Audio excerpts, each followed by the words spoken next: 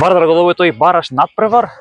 Јас би рекол и финале, голема борба, 2-0 против Детонит Плачковица, слободно ќе речем хитот во втората лига. Како го видовте тој надпревар веќе откако Вардар го избори опстанокот во првата лига? Добро, пред се благодарам за поканата еве да учествувам и да дадам изјава за вашата М-нет телевизија. Секоја чест, ве пратам, ве следам и користам оваа прилика исто така да им честитам на целокупниот фудбалски колектив Детонит Плачковица за тоа што го направи во изминативе 2-3 години, каде што перманентно се надоградуваат како екипа која што верувам дека во иднина ќе доспеат и во прва лига.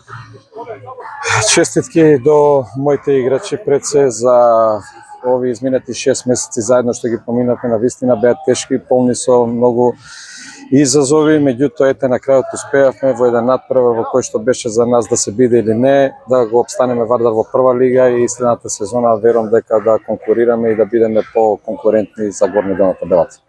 Тешка сезона, преку Бараш изборен тој опстанок, лани Вардар преку Бараш влезе, оваа година преку Бараш опстана.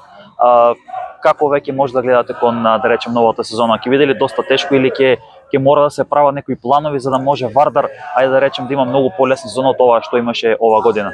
Па добро, нормално дека сите, не само јас, туку целокупната фудбалска јавност за фудбалот воопшто во Македонија е добро да Вардар биде во првата лига, бидејќи Вардар е магнет за сите фудбалски љубители во државата, точно и беа овие турбулентни 2-3 години. Верувам дека работите ќе се средат и дека Вардар ќе офати правиот пат за иднина.